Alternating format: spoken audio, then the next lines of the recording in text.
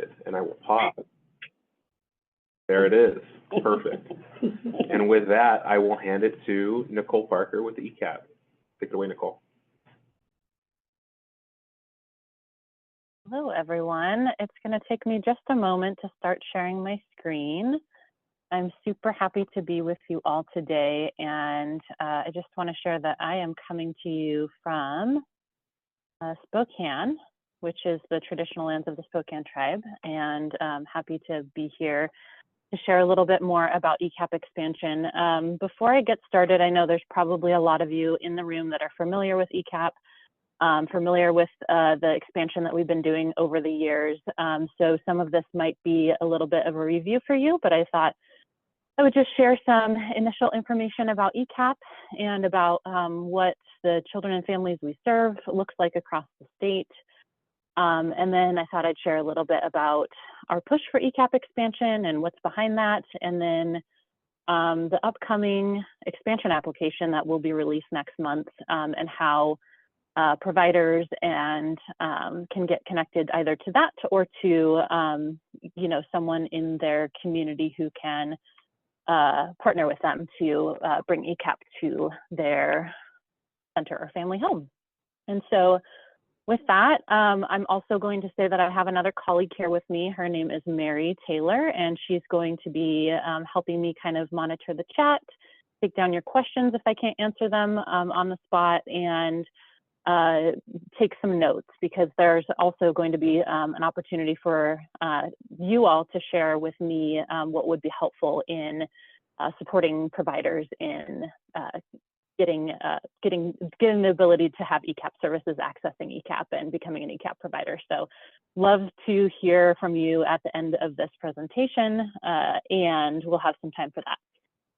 So feel free to pop questions into the chat, or however you normally do it. I am open to people unmuting and sharing their questions as well. So with that, I'm going to go ahead and get started, and we'll go from there.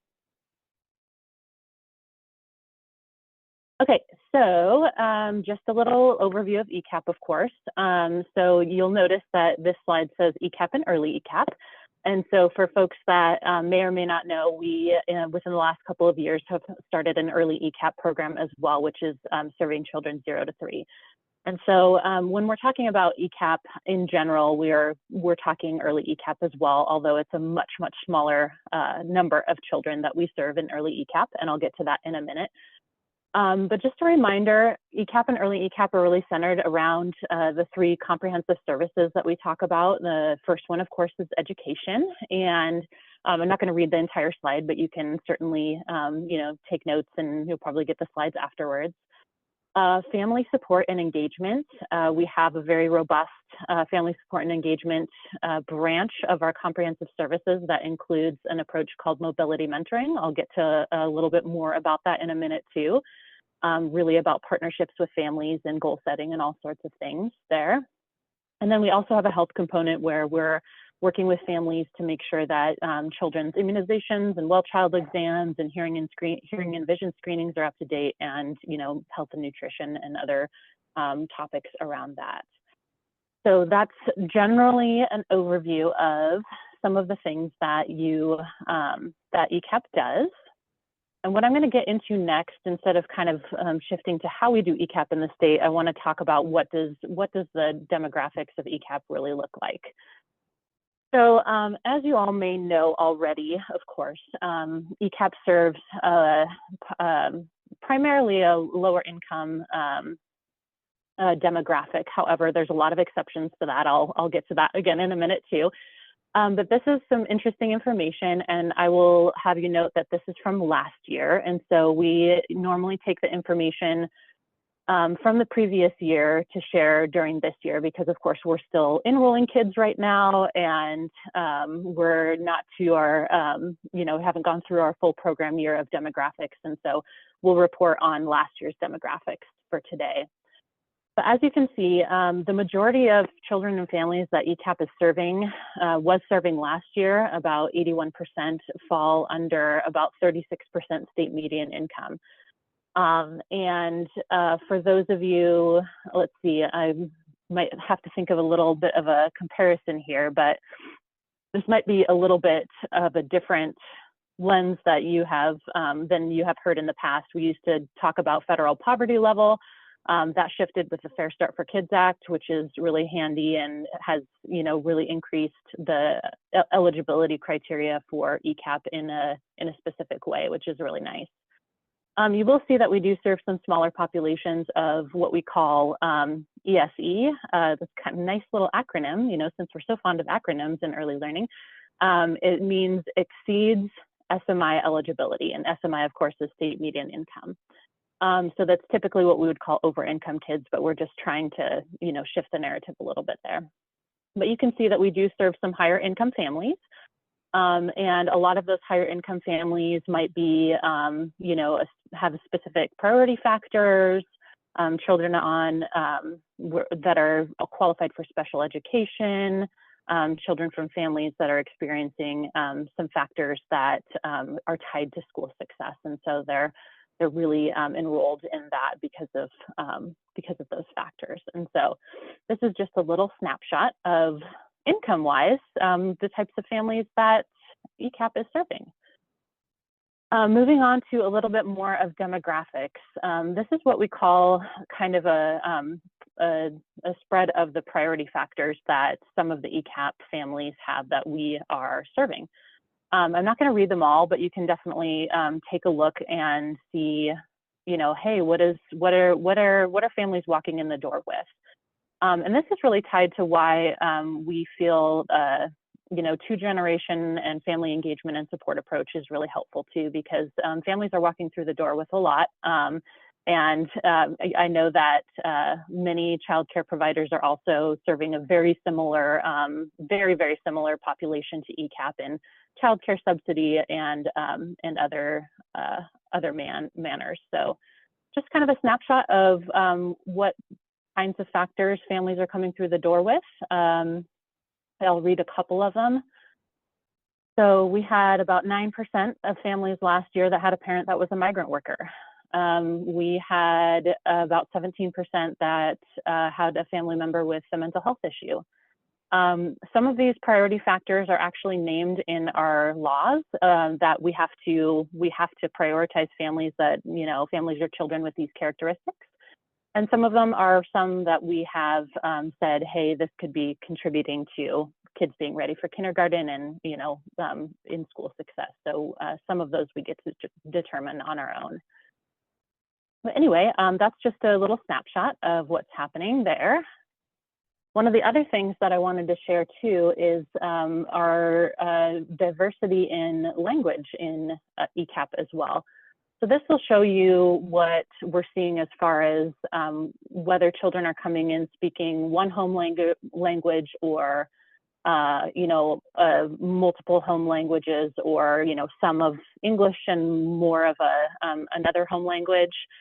And then the other thing that I wanted to share too is that some of the top languages that ECAP children and families are speaking in their homes besides English are Spanish and Arabic, Amharic, Russian, Somali, Ukrainian. We have a wide spread of families that are coming in that speak multiple languages. So again, this is from last year.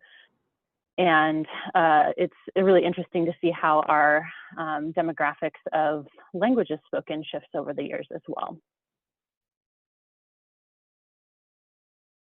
I'm going to pause and see if there's any questions really quickly. Great. Looks like we're getting some questions, comments about a provider interested in becoming an ECAP program. Awesome. We're going to get there really quickly.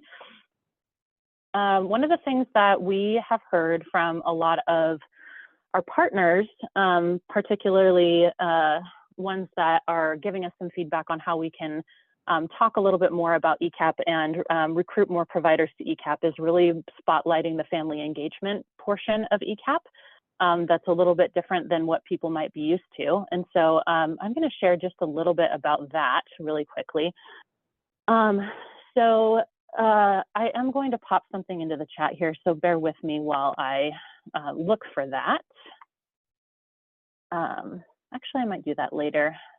Anyway, Let me just go ahead and read through this slide really quickly. So this is just a kind of an introduction on what the ECAP family support component looks like. And we call it mobility mentoring. It's a partnership that we have with another organization that developed this approach to family engagement and family self-sufficiency. And so the idea really is that it's a professional practice of partnering with families so that over time they might acquire the resources and skills and changes necessary to have more economic independence. And so it's really a coaching model, if you can think of it as that. And we're taking families that, might come in with a lot of crises, that, are experiencing poverty, might be experiencing homelessness, sharing resources with them, and then also helping them to set some longer term goals based on what their needs and strengths are as a family, of course. And so one of the things that we will talk about now, the Bridge to Self-Sufficiency is actually the more global bridge that our partners do, but we have a specific one for ECAP that I will put in the chat here in a minute. That is really an introduction for families and how we welcome families through the door and say, this is what we're going to be talking with you about throughout the year. And we really want to partner with you in creating some goals, accessing resources that you might need, and really just supporting you in whatever you might need to be, be successful, to be a better parent if that's what you're interested in, whatever that folks have needs for. I know I could definitely use some increased parenting skills myself sometimes. But anyway, I just wanted to share this with you, knowing that this is a little different than what other early learning programs do as well. It's a big portion of what ECAP does.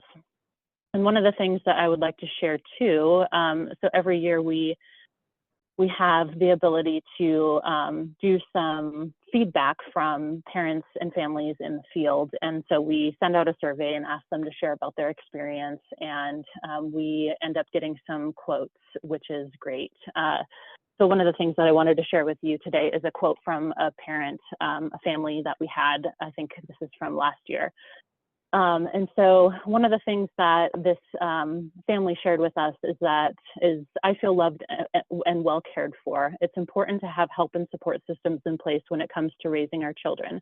Having that stability with consistent involvement only fosters success for us as parents to be intentional in our self-care and be present for our children.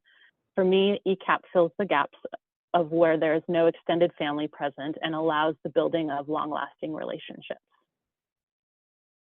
I just wanted to share that really quickly as kind of a snapshot of what ECAP means to some families in the field, which is really fun. Okay, I'm going to go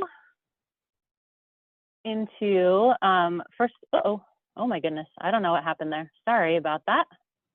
Wow, that was my scrolling, having some fun there. Before I move on, I am going to pop a couple of things around family support and mobility mentoring into the chat. It looks like Mary has also done a little bit of that. But the first thing that I'll go ahead and put in there is a snapshot of what mobility mentoring looks like in ECAP. And just so you all know, you don't have to collect these from the chat either. This is on the last slide of my slides. And so if you're wondering if you can get this information, it will be on the very last slide for you as well. The other thing that I'd like to share is this is the bridge that I was talking about for families. So it's an overview of like, what are the kind of general topic areas that we might talk about, and then that is the one that if you click on that link that I just shared right there, it will take you to all the different languages that we have it translated into. And then here is the specific English one for ease of access there if you'd like. But we have that translated into multiple different languages to support that language access in the field. Okay, so that's about mobility mentoring and family support. So the next thing that I'm just going to go through before I get to the expansion portion is how does ECAP operate in our state? And so I wanted to show you this kind of as a, I know so many links, thanks Mary. There's going to be more too, but again, you don't have to necessarily collect them. They're on my last slide, except for maybe the ones that Mary shared, because I don't know that I have those on my slide. So go ahead and grab those ones. Okay, so you can see DCYF here at the top, obviously, and then we contract for ECAP services across the state. And so I believe this year we have about 65 ECAP contracts for over 16,000 slots statewide. We do have an additional, I think, multiple contracts that are ECAP and early ECAP, and we have 178 early ECAP slots this year. So it can look different depending on the contractor and what relationships and partnerships that they have in their community. And so a pretty simple one is one here in the purple. So we might have an ECAP contractor that is also the direct service site or just has one direct service site. Oftentimes we have, a couple of childcare centers that are like that. We have some school districts that are like that. They're like one site, one contractor, pretty simple there. Another, where it gets a little bit more complicated, is that we also have some contractors that do subcontracting. And so if you can see over here in the orange, there's an early ECAP and early ECAP contractor, and then there's an example of folks that they subcontract with. And then the subcontractor has sites that they're either one site or they might have multiple sites under their subcontract. And so we have, and then to complicate things further, there's also contractors that do both. They might have a direct service site, and then they might have a subcontractor relationship as well. So really when it comes to how ECAP is delivered in the community, if there is a contractor and subcontractor relationship, those two really work together to determine who will be doing what pieces of ECAP and what supports are provided from the contractor to the subcontractor level, and what that relationship really looks like. And then we at the department are the ones that directly contract for ECAP services to say, hey, if you're going to have this amount of slots, no matter if they're direct service or subcontractor, here are your deliverables that you need to make sure that you're meeting. So just wanted to kind of share that as a picture of, how does ECAP contracting work, and how do some maybe smaller providers become ECAP providers who might not be able to directly contract with us at the state.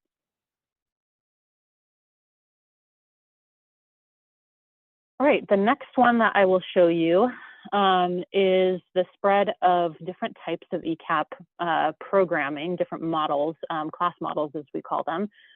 And then over on the right-hand side, we have a spread of what percentage of slots, slot types do we have out in the community. And normally we have the numbers attached to this table as well, but we're still working through some contract amendments and getting a few slots in communities across the state. And so we're still adjusting that. So apologies for not sharing the exact number today, but it is over 16,000 slots that we contract out just for pre-K ECAP. And then we have an additional almost 200 of early ECAP. So these class models are specifically for pre-K. We have the part day, which is the minimum of 3 hours per day, 30 weeks per year, and 360 hours per year. We have the school day, which is the reason that it's called school day is it kind of follows a school day type of schedule and duration throughout the year. So we have an average of about 6 hours per day, anywhere from about 5.5 to 7 sometimes. It's at least 4 days a week, and it can be 5. And we have a minimum requirement of 1,000 hours per year for that model. And then we have the working day model, which is very much like a childcare day, and it's 10 hours per day, 5 days per week, and year round. And the minimum for that is at least 2,370 hours per year.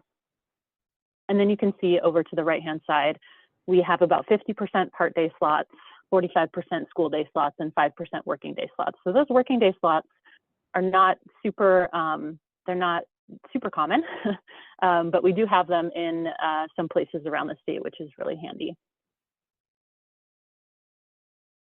All right. The next thing that I want to talk about is, where is ECAP happening? And this, again, is just for pre-K. This does not include our early ECAP sites. The early ECAP is a little bit different, but I'm focusing a little bit more on ECAP expansion this time because that's what we have the funding for at the moment. So for ECAP, we do have a majority of ECAP sites and slots that are happening in public schools. However, we have some really good cohorts of childcare centers that you'll see there in the orange, nonprofit buildings in the yellow. We have an increasing amount of family childcare home providers that are doing ECAP as well. This year, we have about 48 family childcare home providers that are doing ECAP across the state in multiple communities. And then we also have tribal providers, college providers, faith-based, and Head Start providers as well.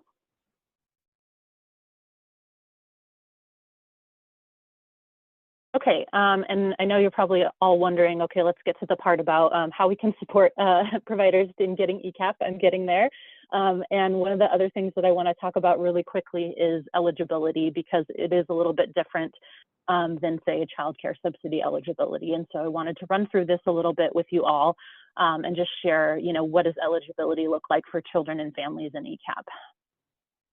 So this is for the 23-24 school year, and these changes were made recently based on the Fair Start for Kids Act, of course. So eligible children are children who are 3 or 4 years old on or before August 31st of the school year. And then they need to meet one of these categories that are listed below. So at or below 36% of the state median income, and that's a majority of the way that children are eligible for ECAP right now. On an individualized education program for special education, or experiencing homelessness, participated in one of the programs listed there, Eclipse. That's our mental health intervention and prevention program that's tied to ECAP as well. Then we have early support for infants and toddlers, early ECAP or early Head Start. If they've participated in any of those, they're eligible for ECAP. And then we have this category of kiddos that are above the income levels, but they're impacted by those priority factors that we talked about before. And that's about up to 10% of the ECAP slots statewide can be enrolled that way. And then I have to also share, we have slightly different income eligibility levels, slightly. We have actually a pretty significant difference for tribal families. And this is also currently in the works to finalize the definition of what we mean by an Indian child. And that language comes straight from the Fair Start for Kids Act. So tribal children are specifically eligible up to 100% state median income according to the Fair Start for Kids Act. Right now, we're defining, this is the temporary definition that we're using to ensure that tribal families and children have the access that they need to ECAP. And we are doing consultation with tribes in Washington State here this next month to make sure that our definition meets their needs, and they come to agreement with us about that. So just wanted to let you know that there's additional flexibility for tribal families, which is fantastic, and is all due to the Fair Start for Kids Act that passed in 2021.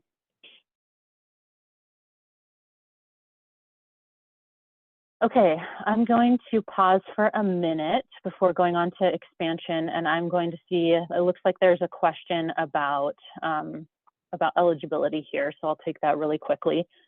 And I won't lose the other comments either. I just want to see this one real quick. So for a child who participated in early ECAP or early Head Start, are they automatically eligible for ECAP even if the eligibility factor for early ECAP, early Head Start no longer exists? Yeah, so let's go back to this real quick. Okay, so this one is actually new from the Fair Start for Kids Act as well. So if a child has participated in early ECAP or early Head Start, they are eligible for ECAP. They still have to be prioritized while we, for open spaces. And so if, a 4-year-old child has a few more points than a 3-year-old child who's coming in that just participated in early Head Start, that 4-year-old child might get in first, and that other one might be placed on a waiting list, but they are eligible. And so they could always, find another ECAP provider or wait for a space right now. I'll talk about ECAP entitlement and what that might mean in the future. But yes, they are eligible if they've participated in any of the listed programs here. Hopefully that answers your question.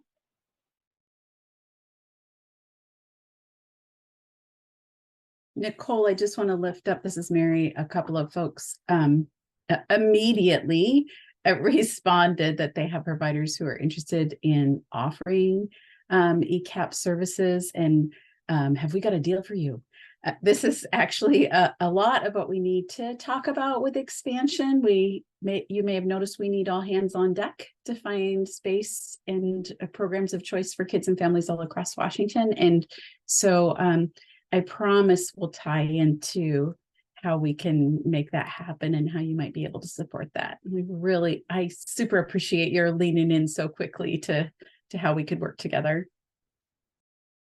That's very exciting. And we will have some ways for you to get connected and to connect your providers here in a minute. And we want to hear from you about what we can do to better connect as well at the end of all this information that I'm sharing. So thanks for hanging in there. Okay, really quickly, before we get to the next slide about preparing providers for ECAP, one of the things that I wanted to share is, kind of the basis of why we're doing this. And again, this might be really familiar to you all, so apologies if it's, running through it again, something that you know well. But we're really, we're rapidly expanding ECAP pre-K because of this law right here. And this law has actually been on the books in the state for a long time.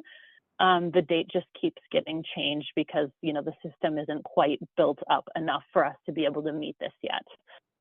But according to the Fair Start for Kids Act, again, that passed in 2021, ECAP entitlement will happen in the school year 26-27. We're only a couple of short years away from that, which is a little bit terrifying, but also very exciting.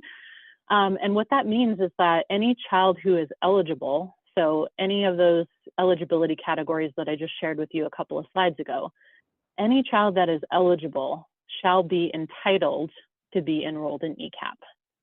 And so right now, as you can guess, we have about 16,000 slots that are available statewide, and our latest estimates say that we might need another 12,000 slots in the next 2 years, which is huge.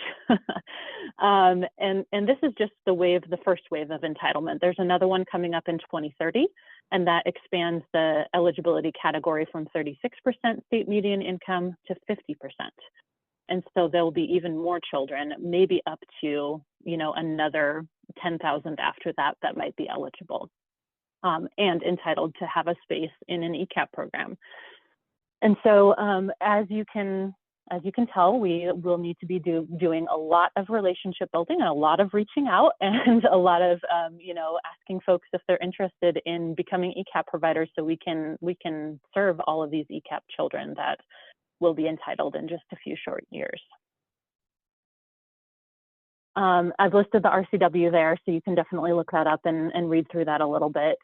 This is number 3 here, so but I've quoted it almost exactly, so no need to look it up unless you want to.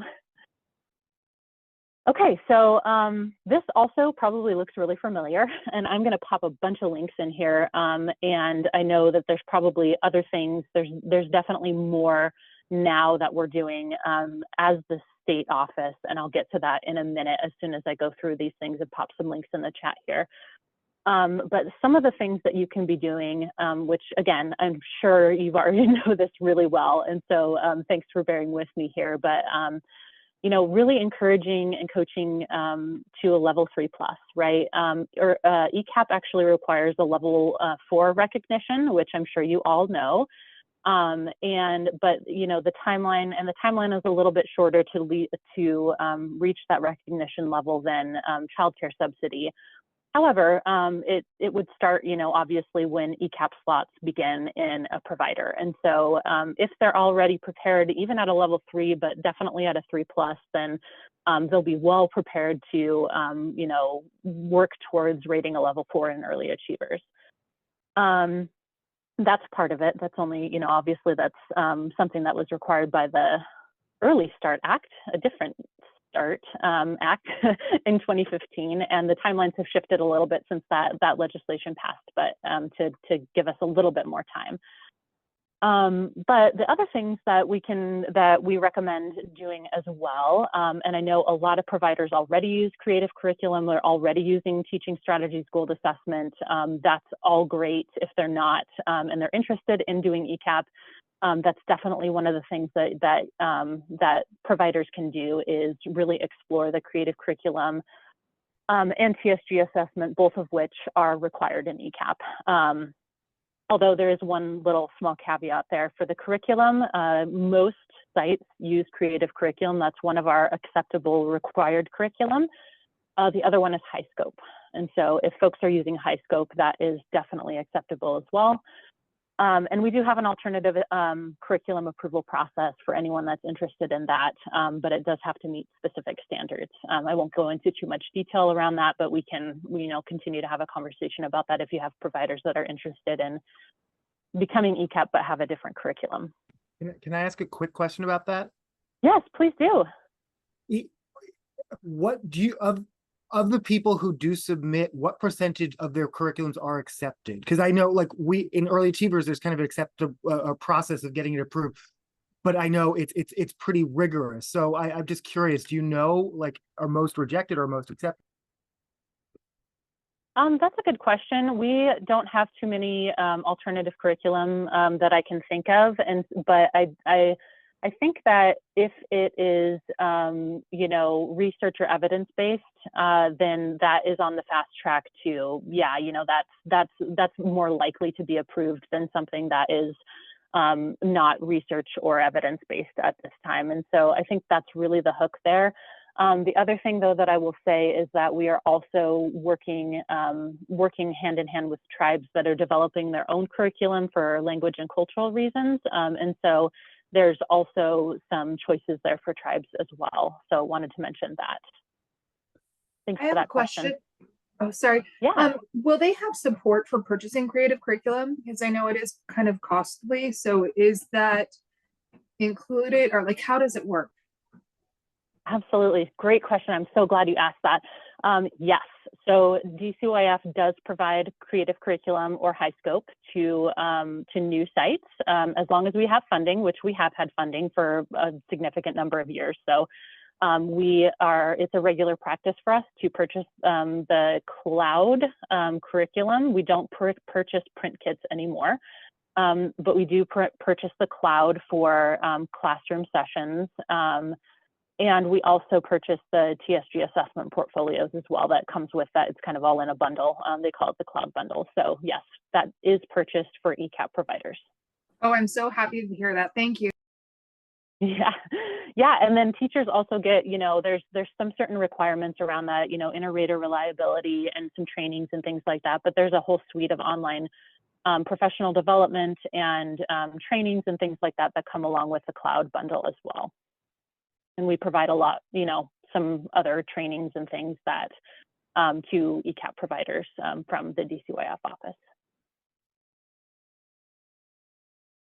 Okay, so there's that. I'm sure you're well aware of where to find that information, around creative curriculum and high scope, or creative curriculum and TSG.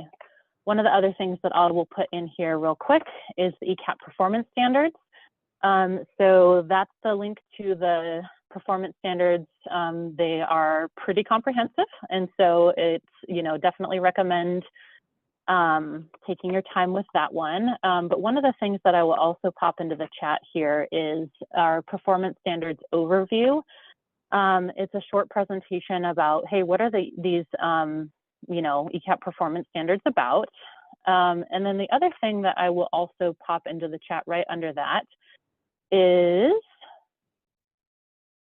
this link, which will take you to some slides. It's not a recording like the English version, and we apologize for that. But if you click on this link and you scroll down to the second from the bottom bullet point there, you'll find the performance standards overview slides in Russian, Spanish, and Somali as well. So that's available for providers that speak those languages. I see a question here in a moment. I'll get to that. I'm also going to share just a couple more links, and then I will look at those questions. One of the other things that I'm just going here from the slide and popping the resources into the chat here. So you can learn a lot more yourself, or have providers learn some more on our ECAP contractor page. It'll also show a sample of our contract, which we use to contract services in the state. There's lots of resources there that could be really helpful. One of the other things that I wanted to share with you all too is our annual report.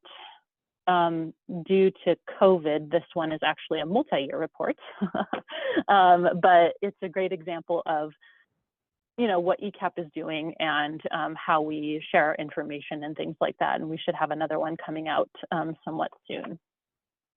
A slightly shorter document, the quality and impacts document, which is that next bullet point here, is that one in the chat right there. And it talks about, in general, what is the quality of ECAP? What are its impacts on children and families in the state? And that's a nice little visual that we can share with folks. And then I already shared the mobility mentoring links that I was going to share earlier, so I'm not going to share those again, but also just note that those are some good learning tools for folks that may not be as familiar with the family support approach in ECAP.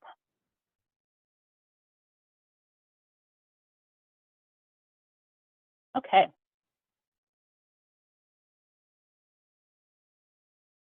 Let's see. I'm going to just look through the chat for a minute.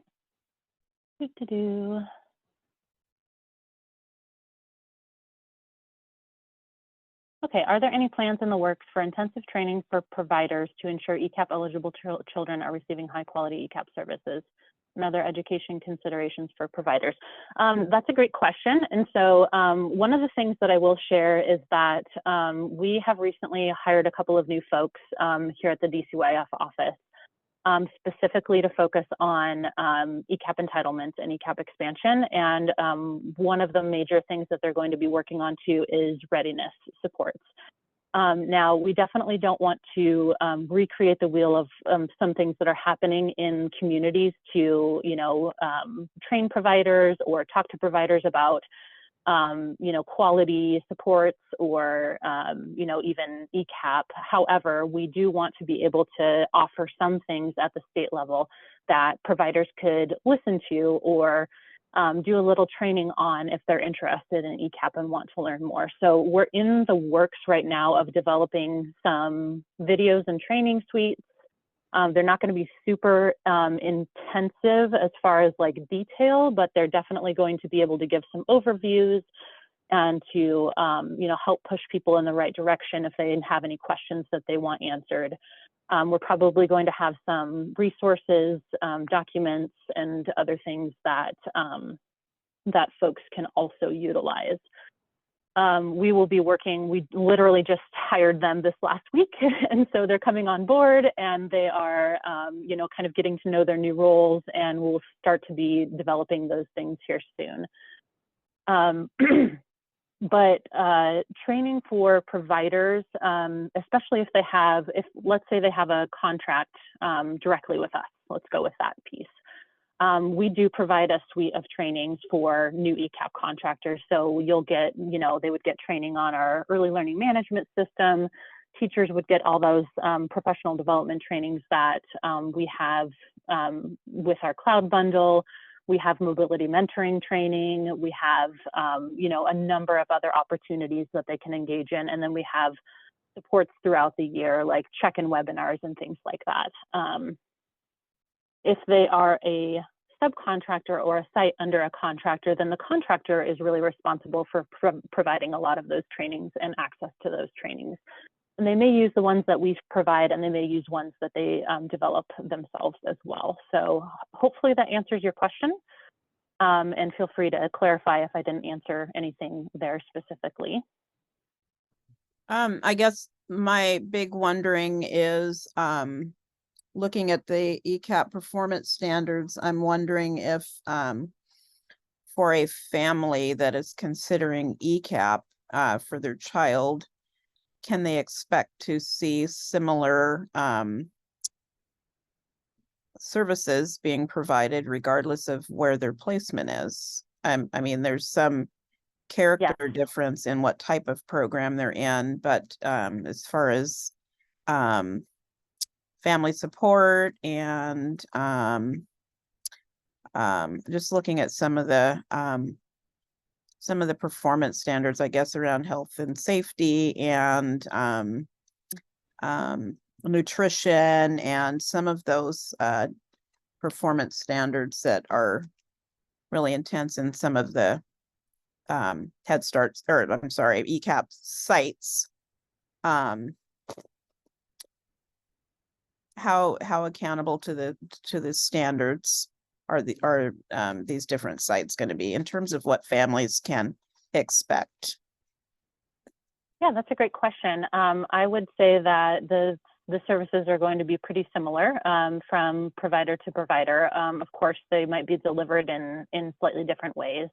You know, we have a way of working with sites and providers and ECAP contractors to meet the performance standards in ways that also meet their needs. And so what, you know, a learning environment might look different from a family child care home provider to a school district classroom, for example.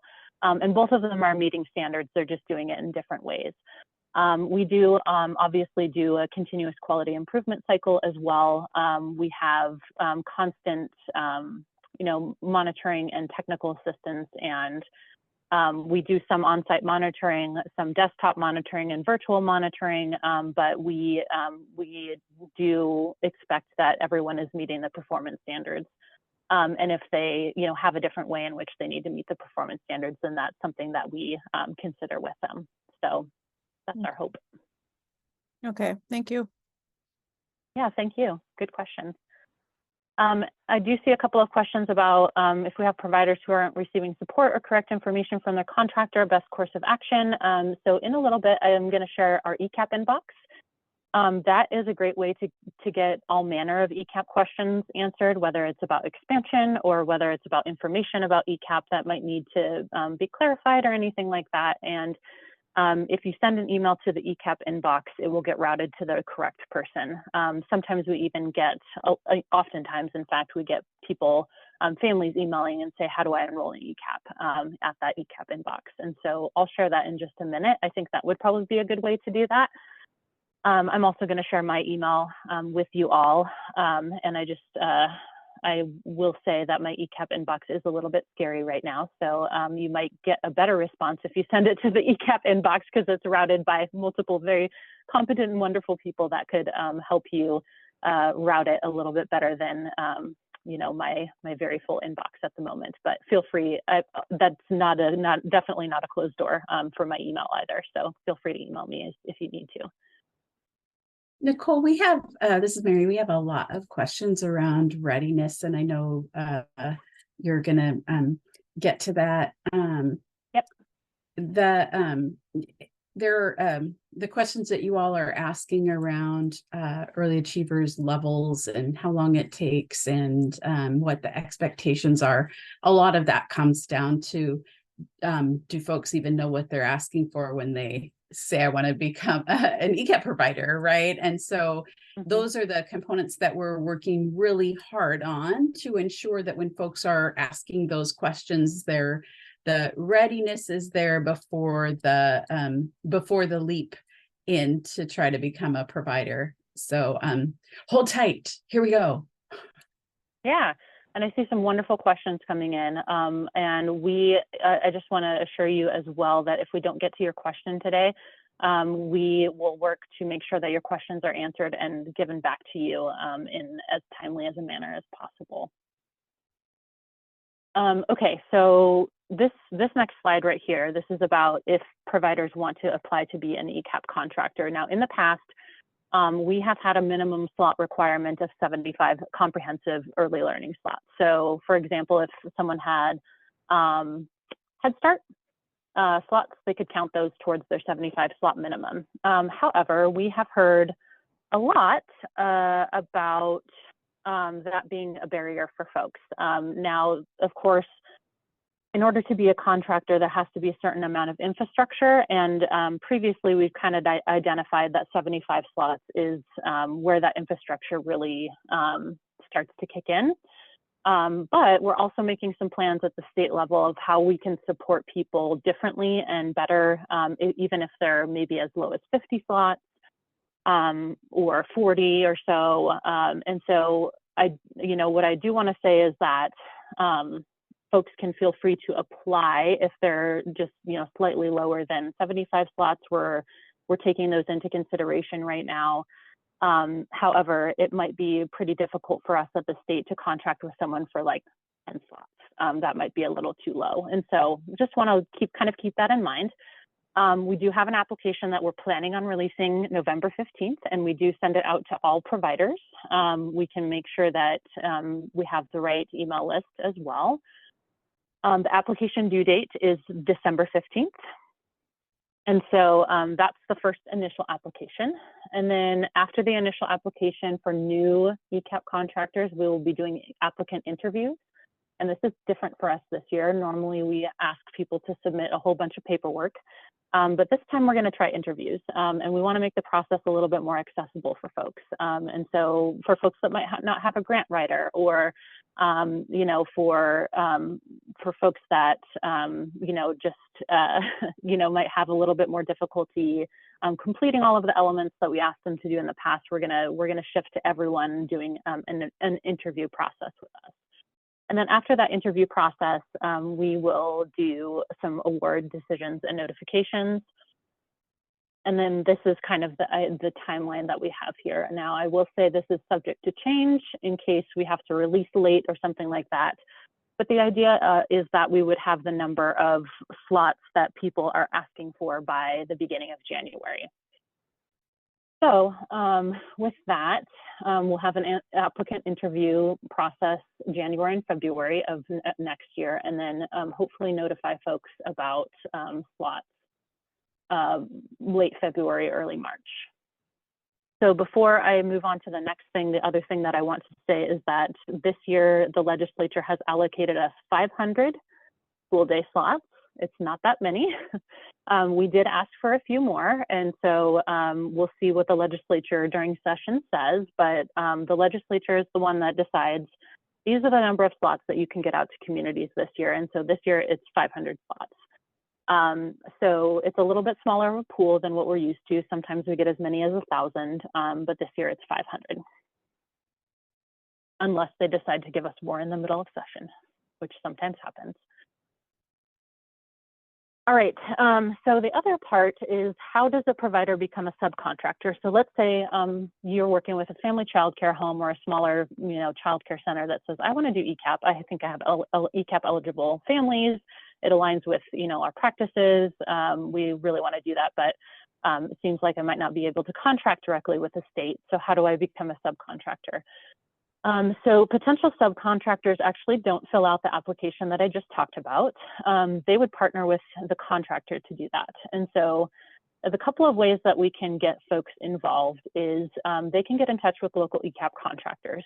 We do have the contractor contacts on the website, the link that I shared with, one of the links that I shared with you earlier, it's the director's roster. That folks can get connected with. They can look that up themselves, or if they need a little bit more of a connection and a warm handoff, reaching out to the ECAP inbox, which I will share the information for in just a minute. And if they say, and it can be you sending an email on behalf of them, it can be them sending an email, copying you on it and just saying, I'm interested in ECAP, I want to be a subcontractor, here's my location, and then we can get you connected with some ECAP contractors in the area who do subcontracting. We also recommend that we start that process early so the ECAP contractor and the potential subcontractor can really work to develop that relationship. Sometimes they have a long list of providers that have raised their hand and said, we want ECAP, and they can only, infrastructurally handle a few at a time every year. And we're working on building, more and more contractors that can subcontract in communities across the state as we work towards ECAP entitlement.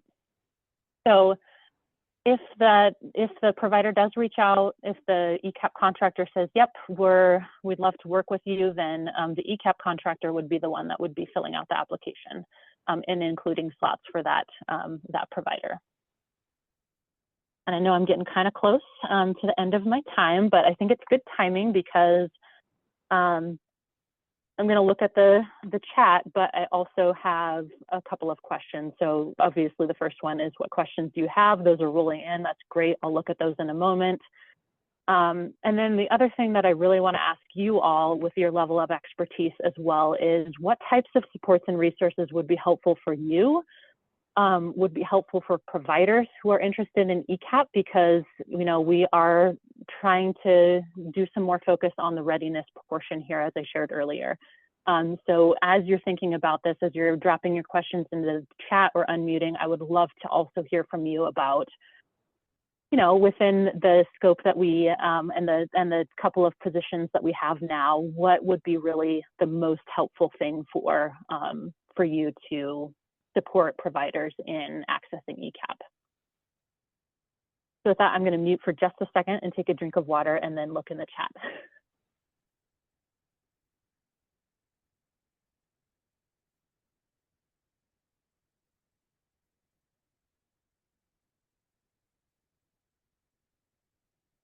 Looks like Mary has been trying to answer some of those questions too. Thank you.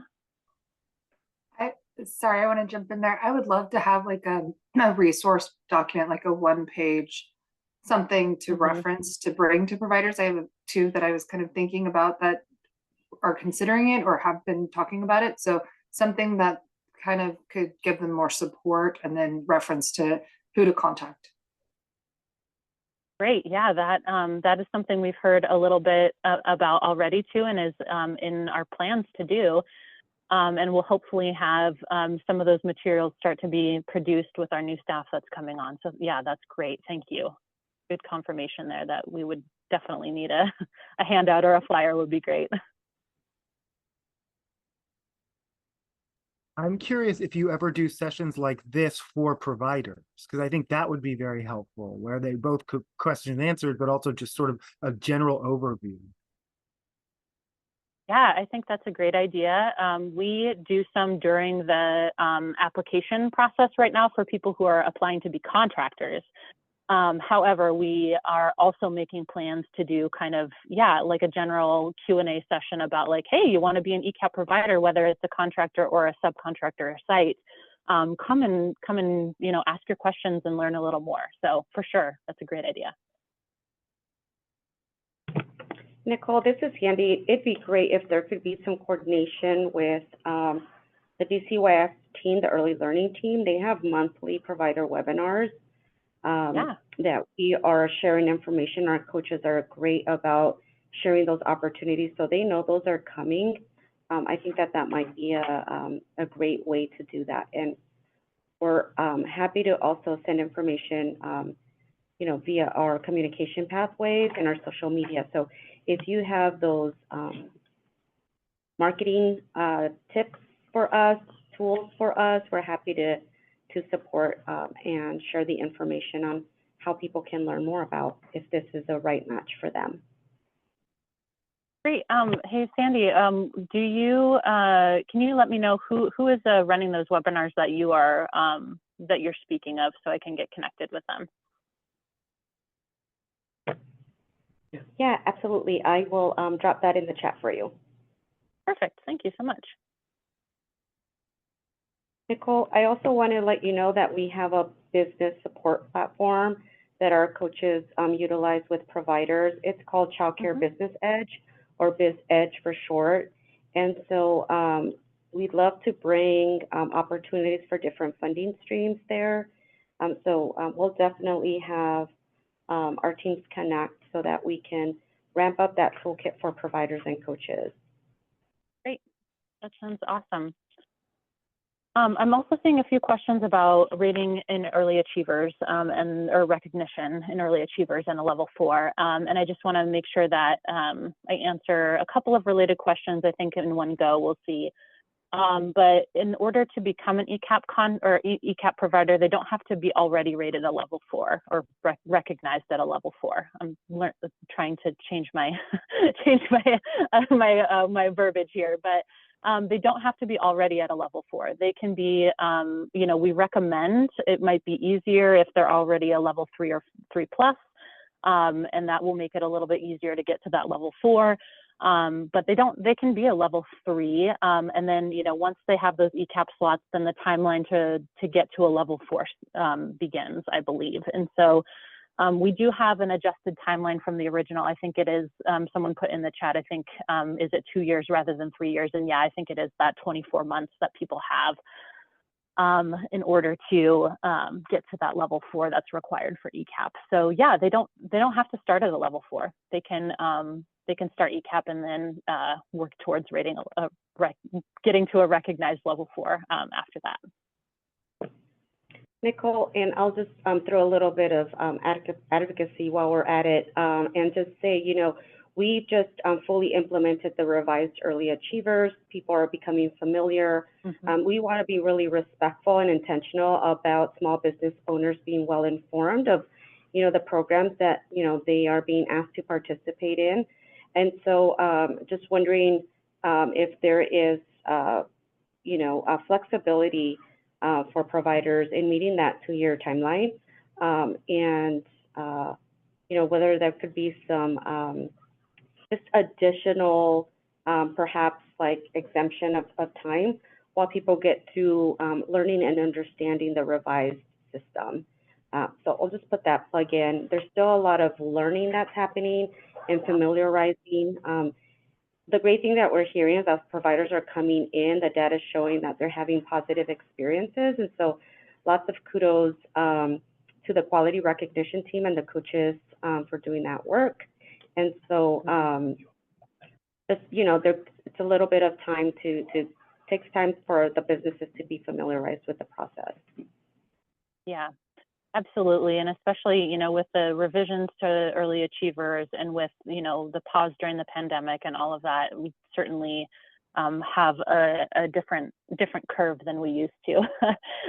You know, and of course the recognition level timelines are those ones that are really built into RCW, and so, you know, they're in law, which can be difficult at sometimes, but we also try to be as flexible as we can.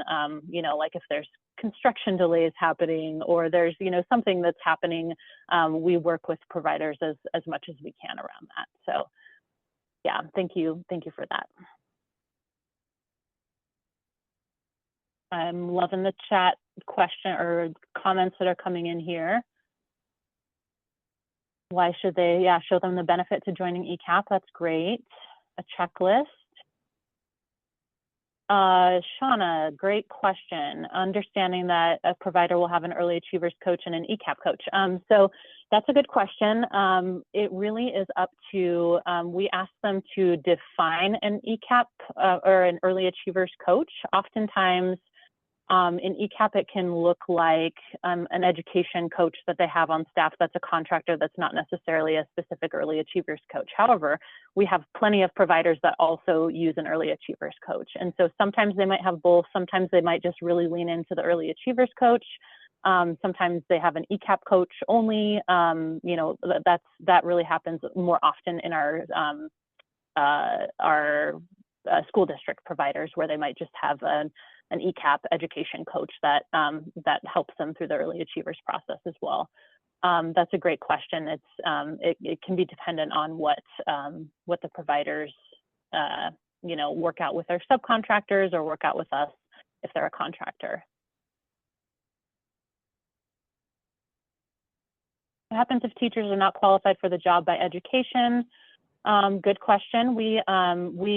So people are allowed to be hired on and given put on a professional development plan to meet the qualification needs that ECAP requires. And so if you have a staff person that might have one of the certificates and is working towards an AA, they can be put on a professional development plan, and within, I think it's 5 years, that they can meet the requirements for ECAP.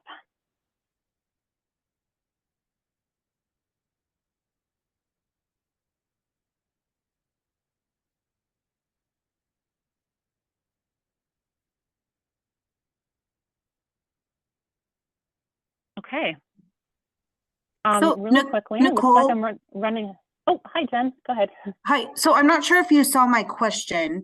I had a question because we do have coaches that have a provider that has early achievers and ECAP. And so my question was about just having, is there thoughts around, or how could it work, having input from early achievers before providers get ECAP slots? Because we've had where we didn't even know they were up for that until they already were given the slots. And so I was just curious about that, if there's any thought to that or a process for how that could be incorporated.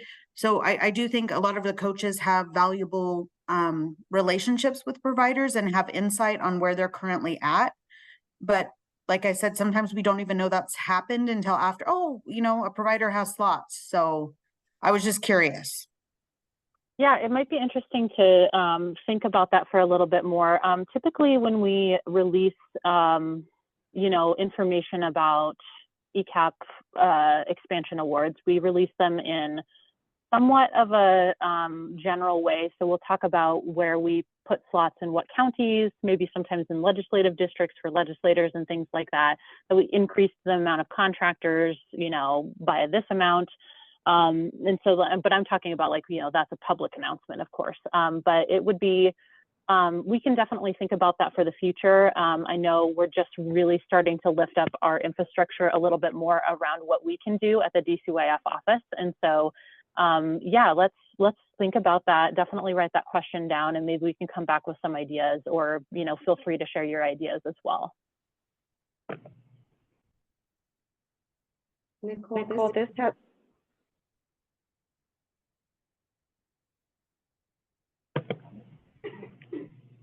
Go ahead, Leah.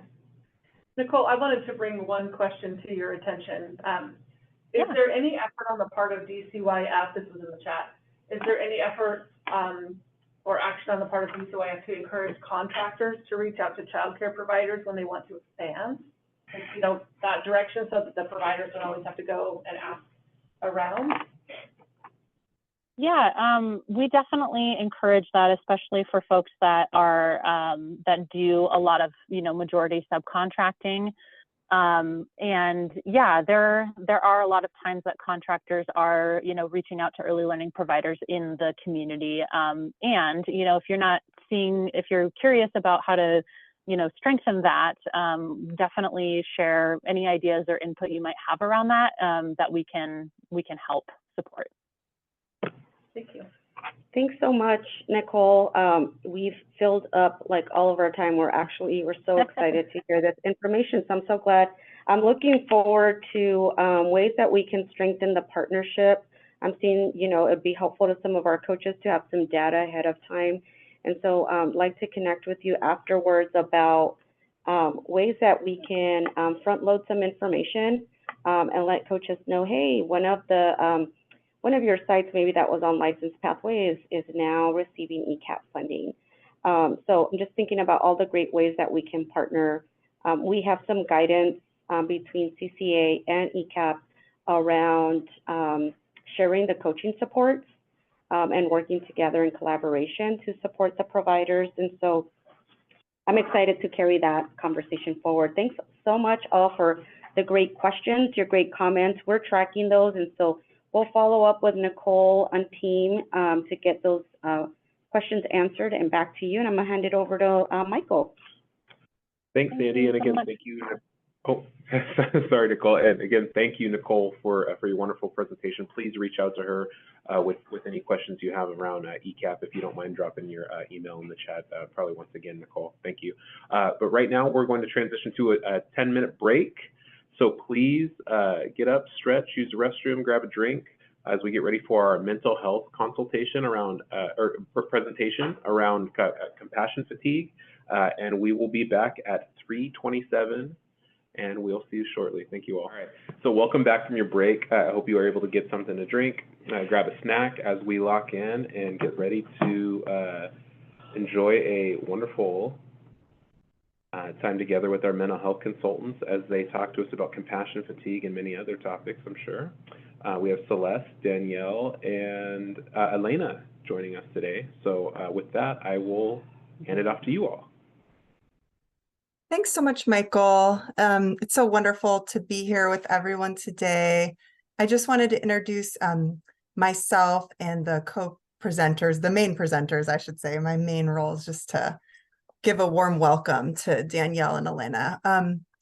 So for those of you who might not know Danielle Getting, she is a mental health consultant that works on the Holding Hope team in the Central region.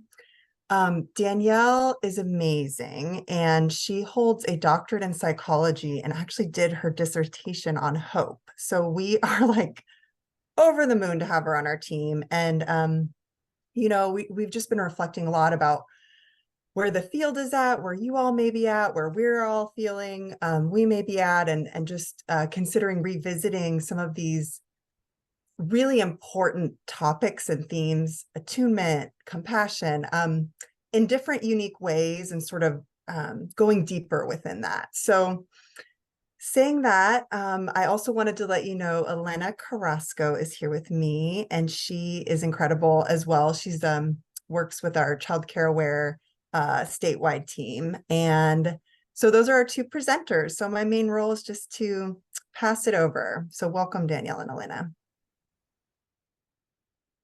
Thank you so much. I'm excited to be with all of you and thankful to see some familiar faces out there.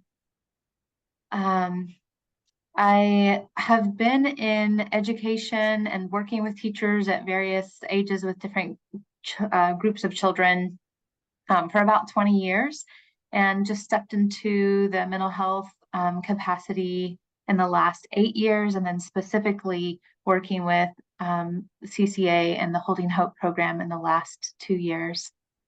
And I would say that in the work that I have been doing, it was probably around COVID when I just felt like I'm having these incredible teachers and all of these conversations around practice and around connecting with kids, that I started to feel a shift. And I kept feeling like, what is that? What is that shift that I'm feeling?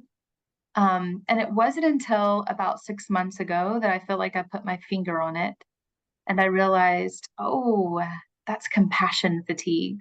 That's what compassion fatigue sounds like when it's talking.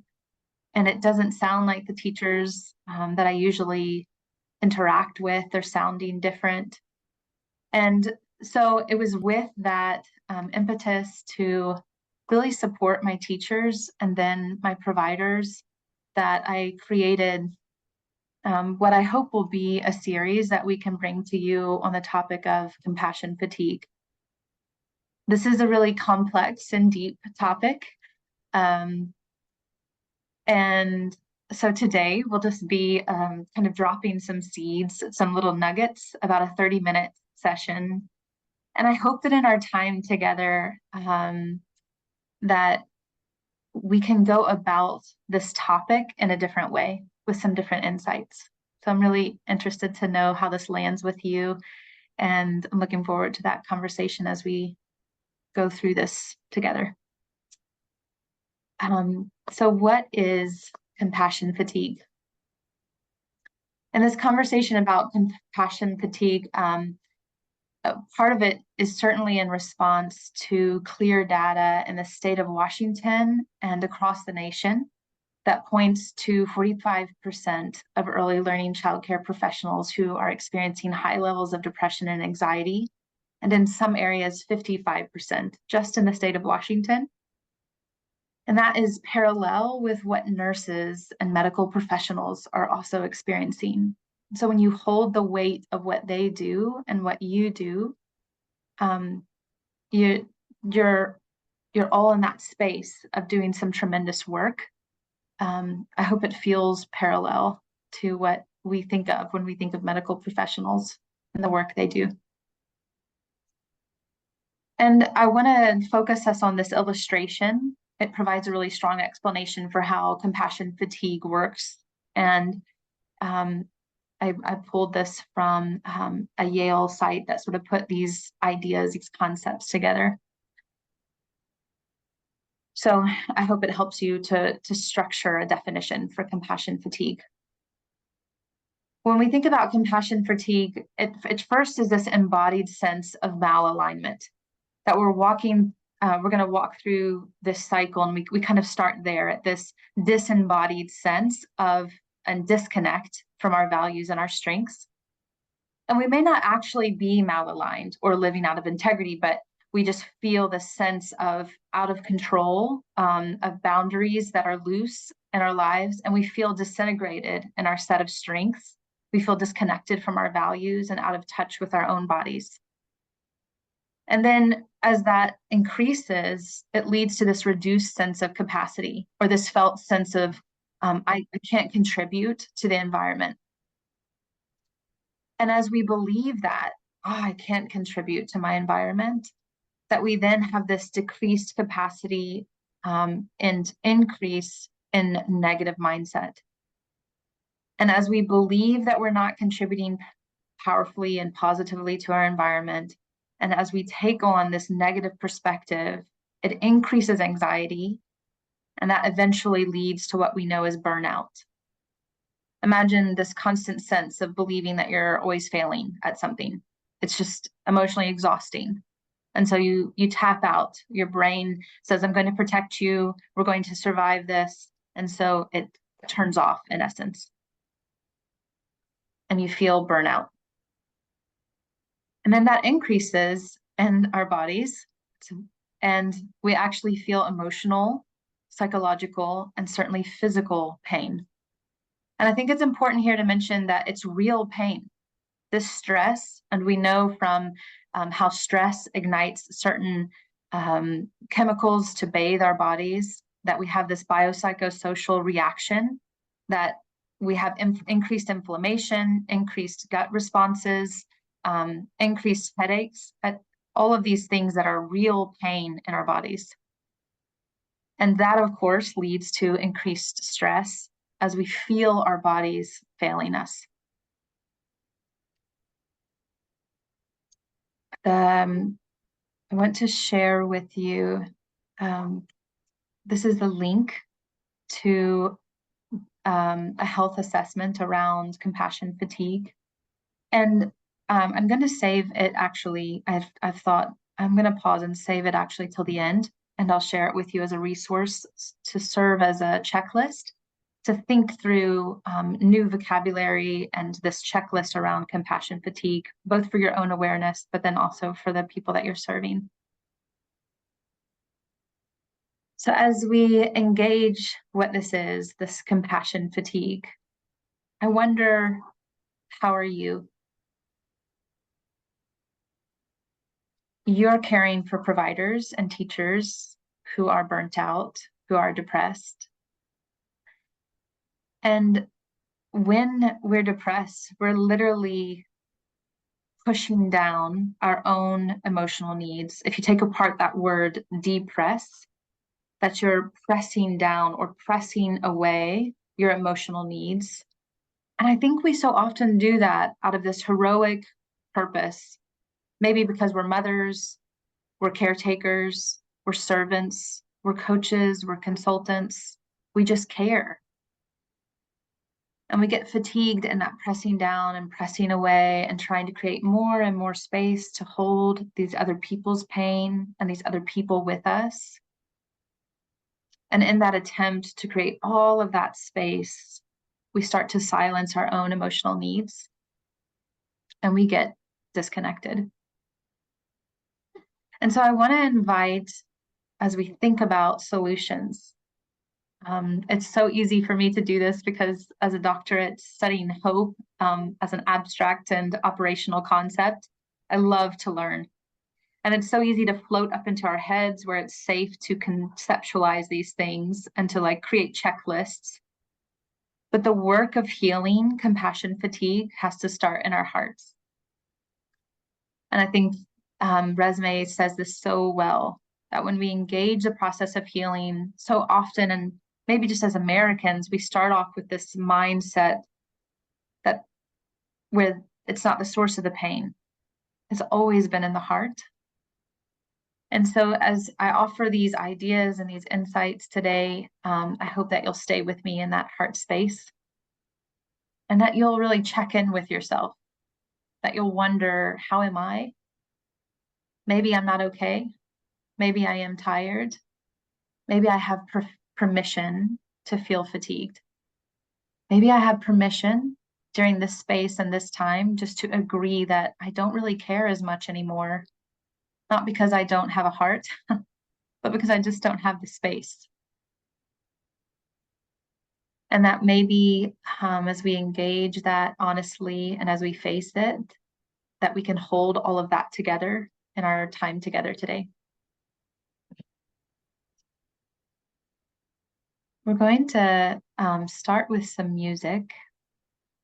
And I'm going to, Celeste, do I need to share that with you? I think, Elena, are you okay with sharing? It was beautiful over the break, is what I have to say. If that's the same music, I think we're on track.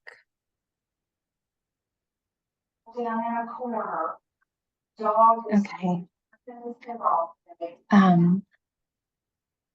I didn't hear what you said, Celeste. I'm sorry. That's okay. Elena, did you want to share the music or? Let me see.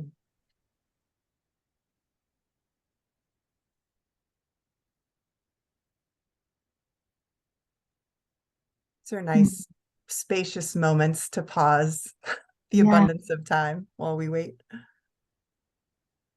It looks like I can't share music while sharing your presentation. Okay. So Danielle, it sounds like we might only be able to share one screen. Okay. We can imagine it together though. Okay, that's okay. Well, I want you to imagine something beautiful, something lovely, music that invites you into rest. And I want you to think about how with music, it naturally and automatically attunes your energy. Like a conductor who is moving the symphony in unison, that music naturally connects with our bodies to create attunement. We breathe with it, we elevate or we calm with it, we move our bodies to it, and we engage in all of these ways very energetically with music. It's a really beautiful example to think of music as this way that we attune, that we come soft back into a moment. And maybe the music that is beautiful to you is loud and boisterous and energetic, and that's okay too. That's what you're tuning with. And either way, attunement brings us back into the present. When you think about it from a position of faith, faith defines it as this return to home. Attunement is a return to self. And when you capture what psychologists would define attunement as, it means to harmonize, to meld together, to take multiple sounds and functions and create one sound. And then in education, we so often say that it is to be aware, that when you're attuned, that you're aware in the present moment. Attunement happens naturally. Our bodies actually know how to do it. You maybe have walked into a room and you're like, whoa, the energy in here is bad. Or you walk into a room and you're like, I feel so calm. That's why marketers and people who decorate and designers work so hard to create a space where people will want to buy or want to come in and have a certain emotional sensation, because they want them to attune, because we are going to do so unconsciously. It's out of our control. It's why we turn on music to change our mood. Children feel it before they can ever verbally express it. It's a pretty powerful mechanism that each of us have individually. I want to pause before we delve deeper into attunement and just ask, when I say that music is a way in which we naturally attune, what do you think of when you hear that? Does that ring true to you? I'd love to hear in the chat if that resonates with you. And Elena and Celeste, if you would be willing to read aloud those comments.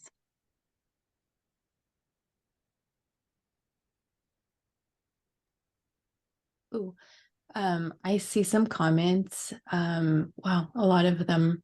Absolutely. I love music. And it does help me. Playlists for all of my moods. Mandy Eves has. Erin uses it to align. Music is healing. They share music brings me to feel relaxed.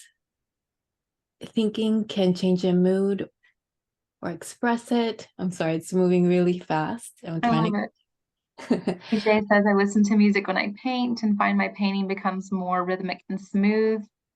Quickly puts me in a zone. Yeah, amazing. Music helps relax and very great, motivate. Beautiful. So you know, and psychologists say that when we attune, when we allow this, I want you to think of attunement as the music, that you create the music, you tap into it in your environment, or you bring it into your environment. Each of you have said in different ways how you tap into music and how it takes you out of a current state. It puts you in a better place. It shifts your mood. It shifts your energy. It softens you. It quiets you. It makes you feel uplifted and happy, or maybe sad, but good. And I want you to think you are the music when you are attuning with the people around you. And interestingly enough, we often think that we only attune with the people that we love or that we care about. But in reality, we're always attuning. We're always adapting into our social environments. We're synergizing with the community of other energy around us. And we either create harmony or dissonance. When we're attuned with ourselves, when we're in harmony within ourselves, between our mind and our heart and our body, we gain this capacity to be more in tune with others. And it actually activates the sympathetic and empathetic capacities within us. So it has this powerful ability to sync when we're willing to attune and sync within ourselves and connect. Remember, sometimes when we go back to that definition of compassion fatigue, it doesn't mean that you're actually living outside of your values, but you feel like you're mal-aligned. You feel like something's not within your limits, within your boundaries, within your values. You feel disconnected. And so attuning is coming back into that connection. And you ignite it first in yourself and then with others. And it's like when you hear somebody, you're in the car and you're at a stoplight and you hear somebody jamming to the same music that you really love. And you think, yeah, And I know that. I love that beat. Yes, I get you. I don't know who you are, but I get you. You get me, and you want to like be seen by them. And I think like at the core of it, that's empathy, right? I see you, you see me, we're connected, we're synchronized. And when we are attuned and we're also inviting attunement with others, and some of you said this in the chat, it's where your attention goes. It's where your body and your mind and your emotions can then go and connect to. And what I also want to, as we shift into away from attunement into the next portion, I want you to think of attunement. It's something that you ignite within yourselves so that you can offer attachment. And that we can't offer attachment without first being attuned. And attachment, again, is this overstimulated mental understanding of attachment. We have all of these definitions. We hear it in curriculum all the time, this increased education awareness of the importance of attachment with children. And it's this tool, it's always taught as a tool, attached to kids to help them regulate, attach, connect before you correct, right? But the challenge is when we're disconnected and detached from ourselves, we cannot offer that attachment to another. And attachment is giving that attunement to another. And interestingly enough, and I'm sure you've experienced this before, but attachment, because it is so hardwired into us on a cellular and neurological level, it's such a part of our natural emotional network that we cannot do it mechanically. We can't offer attachment to somebody else, just like if you've ever heard somebody try to be empathetic with you and you're like, oh, wow, I feel like they didn't mean that. And you're probably right. It's ingrained in us. It's even deeper than that. Attachment is a human longing that we are born with. And we know from science, we know from society that when we can't attach, in the deficit of attachment, that we actually cannot grow on a cellular level, on a neurological level, in the networks of our emotional schema, we can't grow without attachment. So how can we create it? How can we offer it if it can't be performative and it can't be mechanical? You know, in my studies, I learned, interestingly enough, about attachment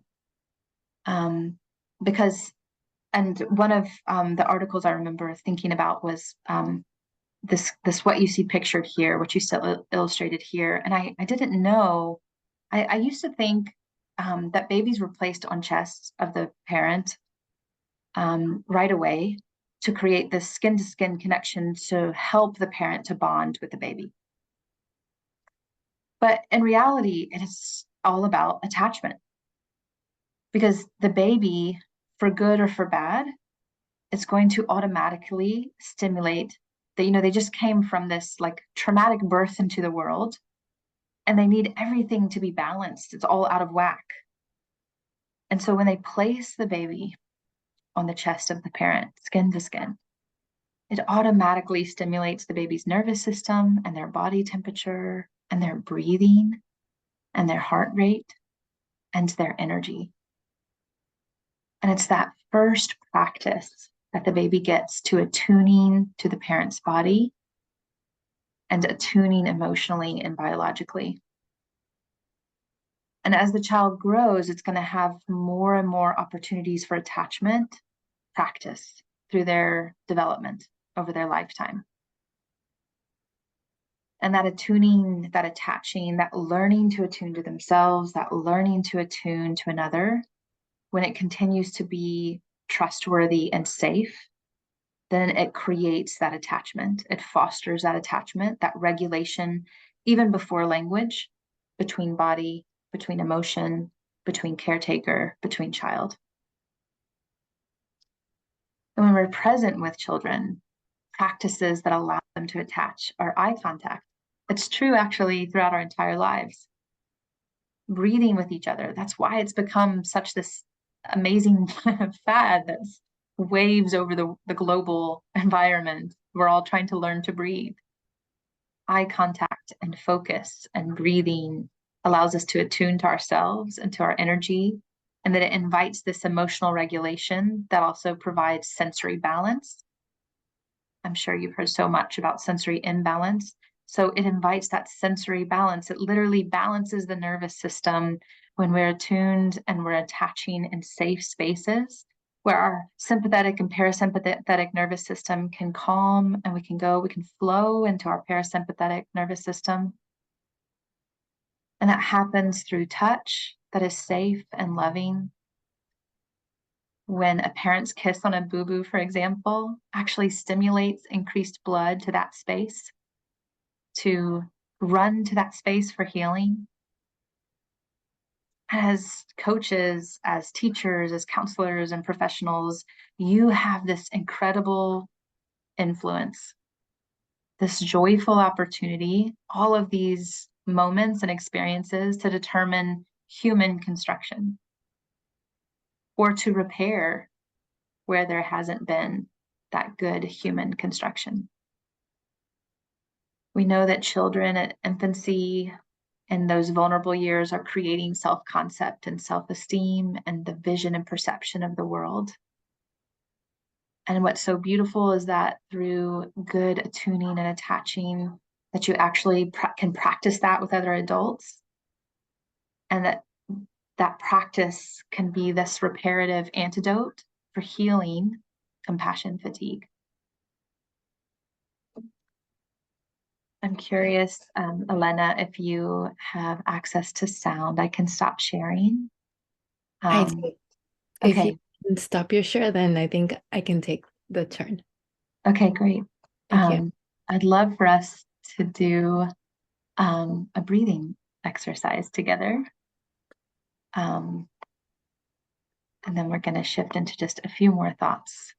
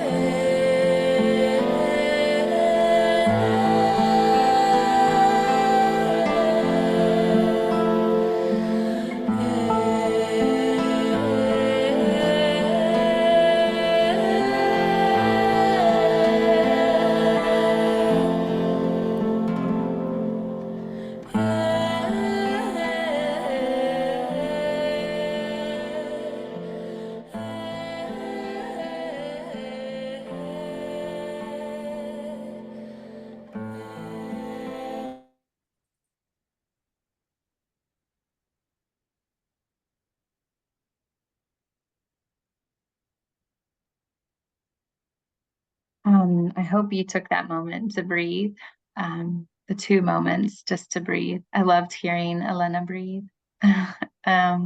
Makes me feel connected to you way over here. Now you are attuned, you are embodied, and you can offer attachment. But first, I want you to offer self-compassion. As you come back to yourself through this practice of attunement, this pausing, this reconnecting so that you can attach and connect to another, I hope that you will, in the work that you're always doing of expressing compassion, I want to offer the definition of compassion, that it's this ability to hold another's pain with empathy. The ability to hold another's pain with empathy. And so self-compassion is this invitation to go inward, this inward ability to hold your own pain, to accept it with kindness. It invites, in its definition alone, a boundary, that first I have to create a space for my pain before I can see and invite yours. I have to invite space to care for myself before I can have compassion for the space where you need. Self-compassion allows us to not be perfect. It allows us to have space for the falling forward. It gives us grace for navigating the bumps of life. We need so much self-compassion. And I don't know about you, but I find it hard to pause and to give myself that self-compassion. Maybe it's the energetic ambition.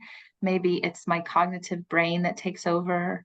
Maybe it's because it feels good to serve. Maybe because I'm busy being a parent, a friend, in all of these roles, right? That I find it often hard to activate self-compassion, which is a necessary tool before we can attune and get still and come back home and then attach. So I want to offer this prayer that I found a long time ago that is just, whenever I read it, is immediately comforting to me. And I just offer it as an invitation. It's something that helps me to feel that compassion for myself, and then it helps me to pause and to get into attunement. So I invite you to take out a card, a sticky note, and write this prayer down and tuck it somewhere where you can see it and repeat it whenever you need that pause throughout the day.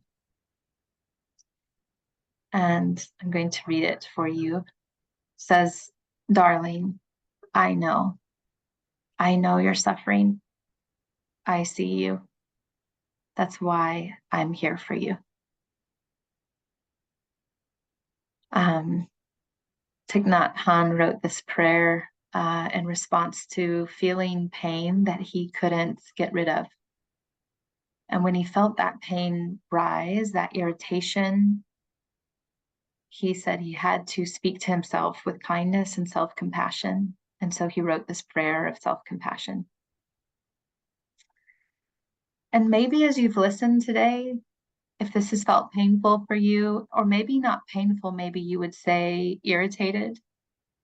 I hope that is this really emotionally beautiful signal. It's information of what is this work that I need to do for me so that I can be invited into self-compassion, so that I can be invited into attunement, so that I can do this hard, heart-lifting work of attaching and teaching others how to attach. I hope something here has seeded and given you some insights, and that you can wrap more than your mind, but your heart around these ideas. I'm going to put that article where you can think through compassion fatigue. And after I share it, I would love to just hear from you how this time landed for you, what resonated with you, what will you pick up and take away? We have a lot on the chat. Danielle, if you want to. Okay. Or do you want me to help you with this? Sure. We can tag team. Okay. Thank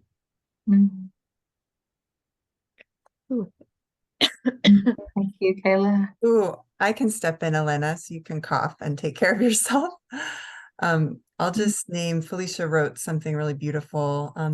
Many blessings to you. You are right on time with an intentional and meaningful message that I will be sure to practice and echo. Thank you, Danielle. Yeah. Thank and you. DJ said, you touched me. Thank you. Yeah. Thank you, Tamara. Good timing. I did want to, Yareli, I wanted to respond to you. I hope I pronounced your name right. We do hope to extend this into more. So I think that that's an idea that's on the table. And you mentioned providing this for providers. I actually have developed a 3-hour session, and we'll be developing more. And so if you would like, I don't know where you're located, but if you'd like to email me, we could connect around providing this for some of your providers or staff. And I'll put my email in the chat via Zoom, depending on where you're located.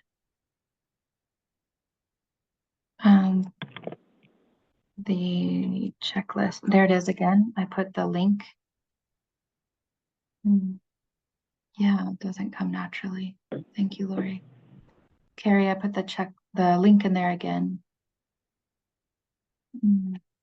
Thank you, DJ and Susan.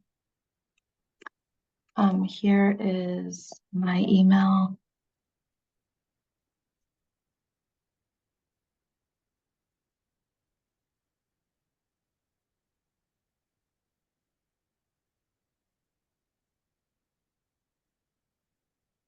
Thank you. Yeah, please, Jessica. I put my email there. I think I did that right. Feel free to email me. Thank you for slowing us down, Danielle. I'm even really appreciating not reading the comments out loud and taking our time with them. I'm sure if people are watching the recording, they're just going to see a lot of us sitting in silence. They're not reading the chat, but I think it's good to just be here with this abundance of space and time. So are you feeling like you are complete, Danielle? Yeah, thank you so much. And thank you, Lori, for that last little message. Yeah. So important to realize, to recognize how we handle our own hearts and needs and why we suffer to handle others. Yeah. Thank you. Thank you so much, everyone. I hope to be with you again. All right, Sandy, we'll pass it on to you. Oh, thank you so much. Please, Danielle and Celeste and Elena, soak it in. Please take time to just go through the chat and read that. I want to just call in some intentionality on behalf of your RBPD leads, and I'm going to lift up our team, Michael Snow. We were having a statewide conversation with the RBPD leads, I think it was last month. And after that meeting, you know, we were discussing Coach PD, and after that meeting, we always ask for a survey. How did the meeting go? Please share your feedback. You know, what would be helpful? And I just want to really appreciate your RBPD leads that took time to share that feedback, because it is from the survey information that we lifted this topic. we are reading all of your surveys. And it was around kind of slowing down and, you know, not bringing in more heavy PD topics, but taking time to slow down and unpack some of the content that maybe we've already experienced, or maybe just address what's in front of us, which is this compassion fatigue and the reality that many coaches are going through, which is, you know, going into site and seeing the turnover, seeing how it impacts the families and the children, coaches themselves, our leadership in the regions, and our leadership here at the CCA of WA office. So when I reached out to the MHC team, just kudos. They jumped on board. They absolutely wanted to support you. And so thanks again, Celeste, Elena, and Danielle for doing so. It really does take all of us to pull all these pieces together. We don't want this to be a one and done. We're really reflecting on what it means to go deeper. So part of our testing this out is this is just the start of a conversation. And yes, Danielle, we are going to invite you to come back. We are excited to harmonize together at Elevate in just a week. Let's make sure and do that. Connect with people you don't usually get to connect with, and really spend some time just seeking that joyful time together. During Elevate, there's opportunities to just replenish your energy in PD in different topics. We have an extraordinary opening plenary with Dr. Sampson and closing with Laura Vandernoot-Lipsky, talking more to us about trauma stewardship and compassion fatigue. We'll continue the in-depth conversation as Laura comes to our December webinar. There's a special date for that, so please keep a day out for that. They'll be coming to our webinar and unpacking a little bit more of that topic. And then we hope that back in January or February, our MHC team will loop back again to continue the conversation, kind of tie a thread through all of this slowing down in PD that we have, and give us the opportunity to do some self-care. At Elevate, we're really keeping you at heart of all of the planning. This has been an intentional move throughout the year. There will be spaces and opportunities for you to visit the MHC team at the MHC table, visit our self-care table with more resources and gifts. There will be an opportunity to reserve space at a self-care room or a caregiving room or a prayer room. So we hope that there's a little bit of something for all of you at Elevate. We are just so excited. I think that is it. We'd love to offer you the last 15 minutes as a gift of time and invite you to really explore some of these resources that Danielle shared with us today. We'll wrap those up and share with you in the weekly news update so that you have them handy dandy. Wishing you all wellness and sending you a big hug and lots of love. And I just want to tell you how much energy you give us. Bob, Lori, Kim, Alyssa, that smile that you're giving us just fills us really, and all of you. I shrunk my screen for a little bit. Thanks, Donna. Shout out to the CCA of Southwest team. We were out there doing a listening session. Our heart, our cup, bucket, and baskets are full. Thank you all for showing up with your heart every single day. Take good care of yourself and enjoy your gift of time. Michael, is there anything else that you'd like to close us out with? Maddie, if you don't mind pulling up, as Sandy said, your feedback is very important. So before you log off here, I'm going to drop in the chat and drop a QR code for those of you that are tech savvy to give us some feedback on how we can improve our webinars and support you. So I'll leave you with that, and like Sandy said, the gift of time. Thank you so much for being here today, and we'll see you in just a few short weeks. Bye. Yeah. Bye, everyone. See you at Elevate.